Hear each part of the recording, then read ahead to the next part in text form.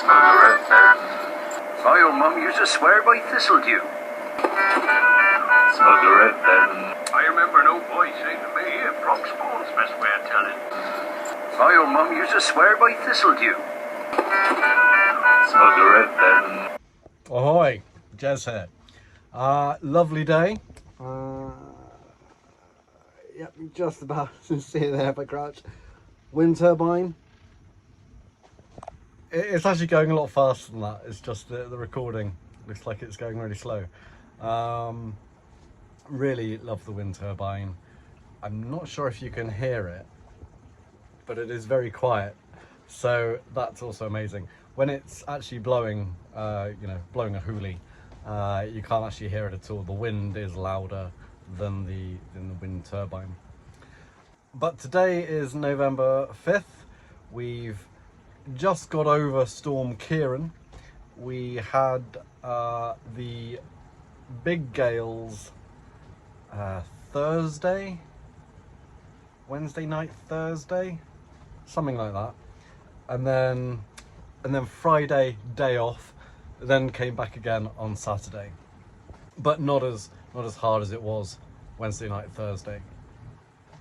It was pretty intense. We were expected 80-85 mile an hour winds. The sea was moving, predicted 6 meters a second. I'm still tucked away in the harbour, but even so we were predicted to get hit. There was no really safe spaces.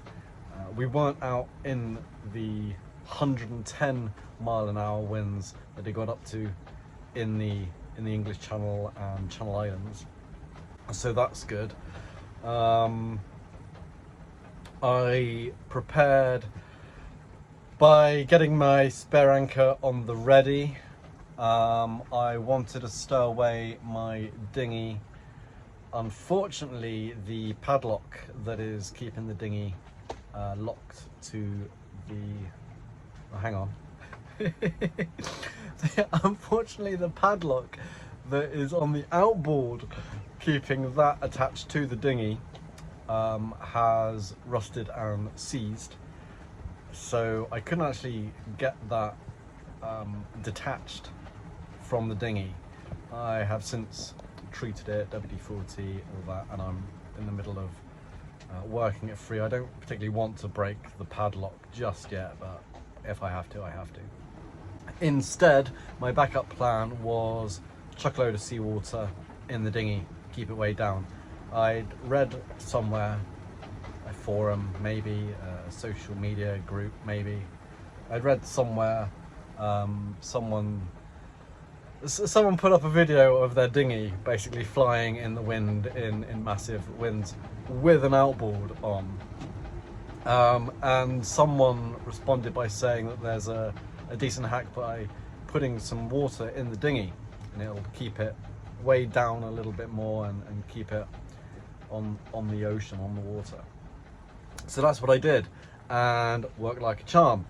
Took me about 20 minutes to bail out the following day after it had been raining and filled up even more with water, but it is worth that than having it flip over, kill my outboard, etc. Also, I triple tied the dinghy on, considering I couldn't stow it away.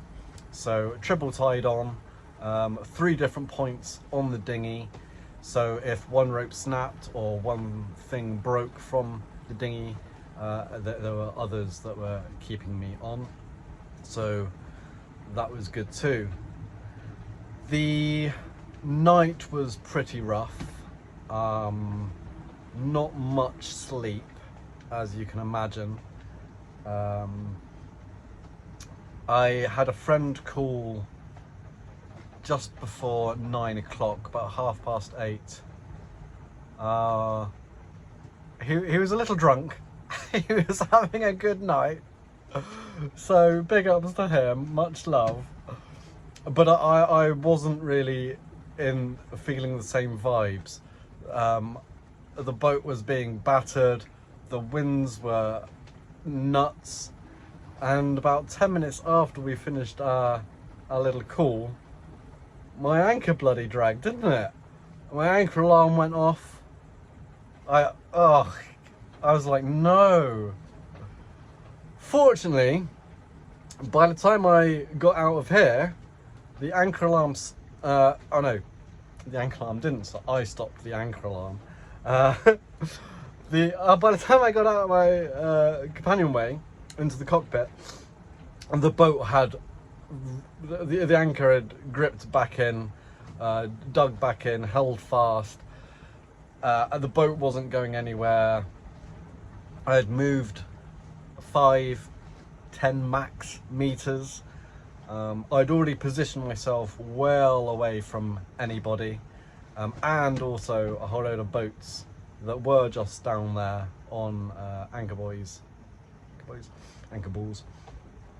have gone under the dry over, well, just before the storm hit. A whole load went on the dry, so that gave me a little bit more room and space for emergencies. But I say, fortunately, anchor alarm went off. I got out there in seconds. I mean, I stayed in my kit prepared for any eventuality all night, basically, just because I've never been through anything like this in the boat before, so I wanted to be prepared. But yeah, as I say, the anchor dug back in and it stayed the entire night. I kept looking at the wind predictions, the wave predictions, all night, sometimes every 10 minutes, just to see if there was any change. And at 2 a.m. in the morning, obviously a.m., I'm still tired. At 2 a.m. the storm actually did change trajectory just slightly, enough so we didn't actually get the full 80-mile-an-hour winds. I'm not sure what it went up to. We still got some pretty massive gusts, not gonna lie, but it did move just slightly, so it missed the harbour, which was great. And eventually I got some sleep. When I woke up, I mean, it was still very rocky and rolling, but I did manage to get some sleep and no other dramas. Oh no, 2 other dramas. When the anchor dragged for that split second, I mean, it really was no time at all. My anchor alarm went off. I turned off the alarm, went out there, and I was already stuck back in. But as the anchor dragged, just before my alarm went off, I knew something had gone on, because a wave hit the side of the boat. This was just before the storm was really kicking off and getting angry. So the wind started coming in from a different angle, moving the boat in the water. A big wave came, hit the side of the boat, knocked over a can of beer, laptop slid onto the floor, spilled beer, broke USB cable. Nightmare. But that was really the worst of it. I'm bailing out the dinghy the next day. But these are such small prices to pay. As you can see, still very happy to be here, still very much enjoying myself. So Friday was a day of rest, and then the storm came back again on Saturday, but wasn't as strong. It was like the tail end of when it came back around again and got us. But yeah, nothing really to report about that. Today, as I said, is November 5th. It's my brother's birthday. Happy birthday, bro. Hope you've had a great day. I got him a pretty cool t-shirt, something he's a big fan of. And it's a handmade t-shirt. I'm pretty pleased with it, really. I'd love one myself, but don't have a postal address, so not going to get one. So I hope you enjoy it. Hope you have a good day. Don't get blown up with any fireworks. Stay safe, stay warm, not too close to the bonfire, but stay warm. I was going to go and touch land today, as everything has calmed down slightly. It's still a bit choppy out there. Let's see if you can have a little look-see. Yeah, it looks quite nice like that. Oh yeah, jerry cans for water. So yeah, now when I go on land, and it's going to be a bit of a road trip, let's say, I take my jerry cans with me and get 40 litres of water, and then I bring it back and then I fill up my water tanks. This is how I'm going to be doing water from now on. It was a bit of a boggle until recently, how I was going to do water. Electricity, free. Food, shops / fishing. Water, don't have an aqua still yet. Still considering getting one, but in the winter, it's not going to produce much. Aqua still is a inflatable device that you tow in the water, or you float on the water. It has a some sort of solar array, and it using osmosis draws in the seawater and trickles out fresh water into a little 2-litre bag.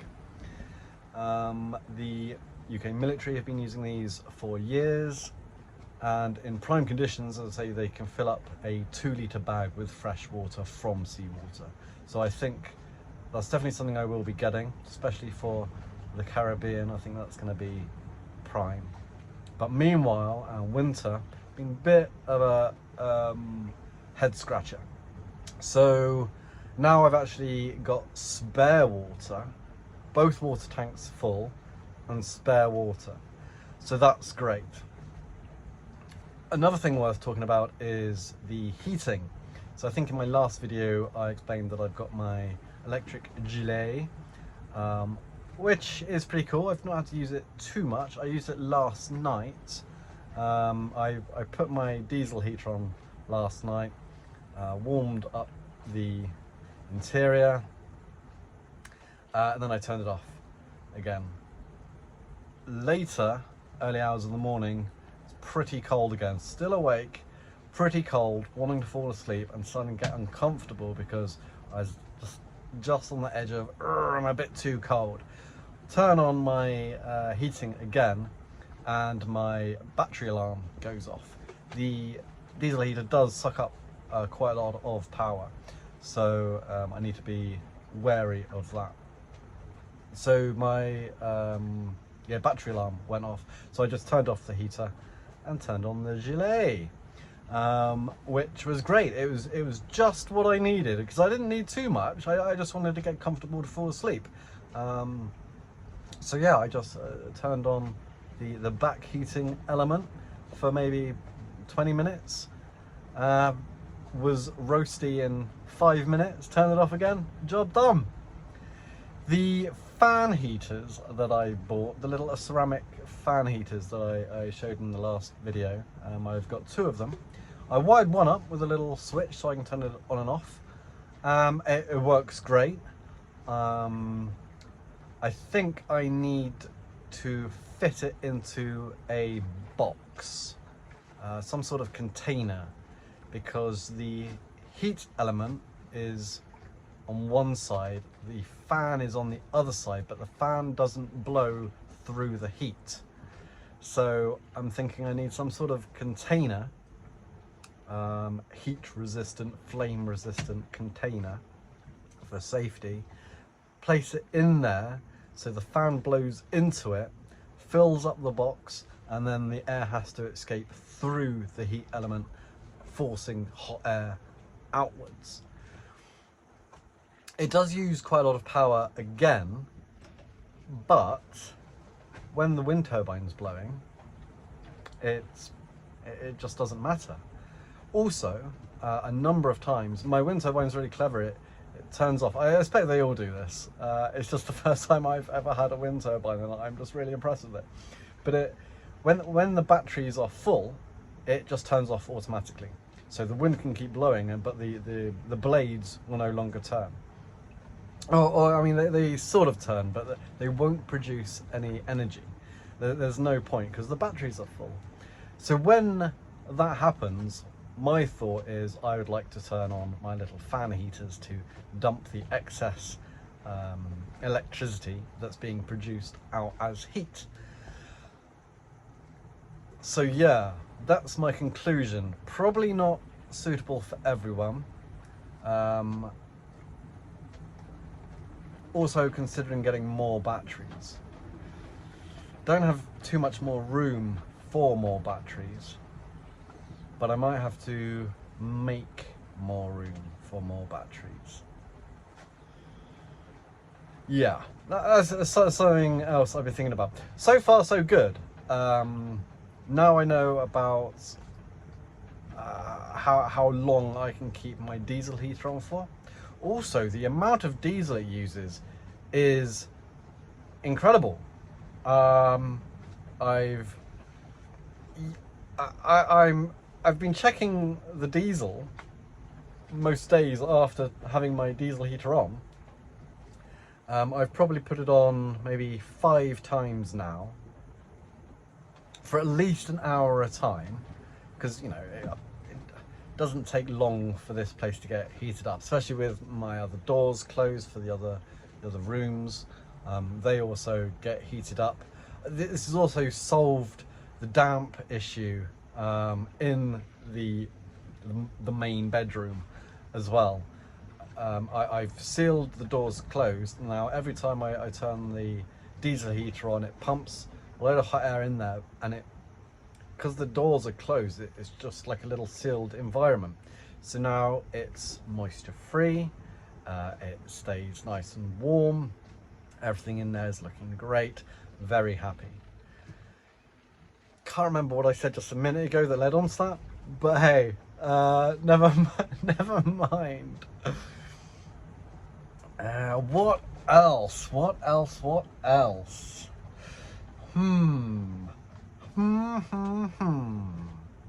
Water, power, heating, eating.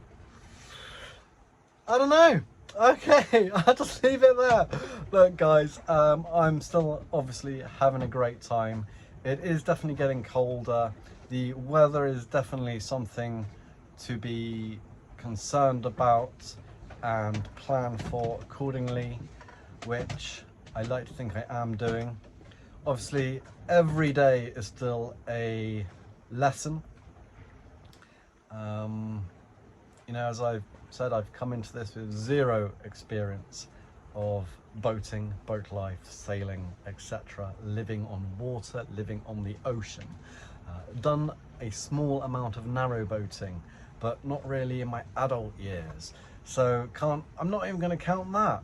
So yeah, all of this is brand new and exciting for me. But I think I'm not being dumb about anything. I like to think that I'm thinking things through in multiple different ways for multiple different scenarios. I am aiming to be as safe as possible at all times. Like during the storm, I didn't go outside unless I really had to. You know, getting wet, getting cold, getting thrown overside does not sound like fun to me. I will wear all my equipment when I do go outside, and yeah, I'm making sure of my footing and my handholds at all time when it's choppy. I considered going to land today, as I said. This was a couple of hours ago now, and it was actually choppier than it is now. So I decided not to. Checked out the weather predictions for the next few days, and I'm probably going to go tomorrow or Tuesday. It's not necessary that I go to land just yet. I am stocked with food, water, and general supplies.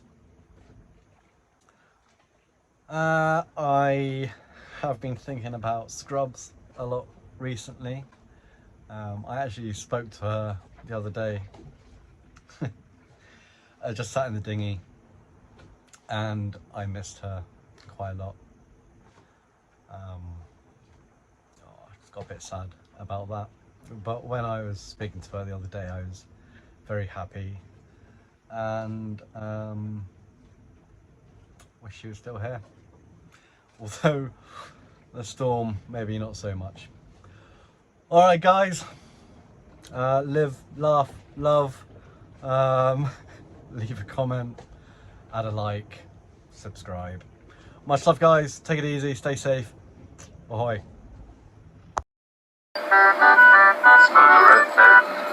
My old mum used to swear by Thistledew. Smuggle it then.